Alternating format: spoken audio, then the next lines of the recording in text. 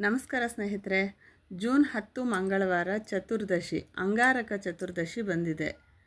ಈ ದಿನ ಬಹಳ ವಿಶೇಷವಾದುದು. ನೀವು ಯಾರಾದರೂ ಬಾಧೆ ಪಡ್ತಾ ಇದ್ದರೆ, ಕುಜದೋಷದಿಂದ ಮದುವೆಯಾಗದೇ ಇರೋರಿದ್ದರೆ, ಭೂ ವಿವಾದಗಳ ಇರೋರಿದ್ದರೆ, ಕೋರ್ಟ್ ಕೇಸುಗಳಲ್ಲಿ ಸಿಕ್ಕಾಕೊಂಡು ಒದ್ದಾಡ್ತಾ ಇರೋರು, ಇವರಿಗೆಲ್ಲ ಈ ತಿಥಿ ಬಹಳ ಉಪಯೋಗವಾಗುತ್ತೆ.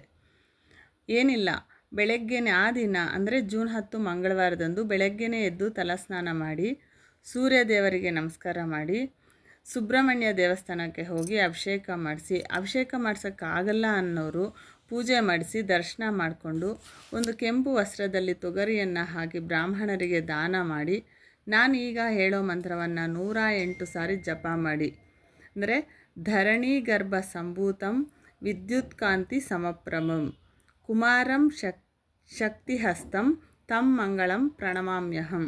ಹೀಗೆ 108 ಬಾರಿ ಜಪ ಮಾಡಿದ್ರೆ ಕುಜನ ಅನುಗ್ರಹ ದೊರೆತು ನಾನು ಈಗ ಹೇಳಿದ ಎಲ್ಲ ಸಮಸ್ಯೆಗಳಿಗೂ ಪರಿಹಾರ ಸಿಗುತ್ತೆ ಸ್ನೇಹಿತರೆ.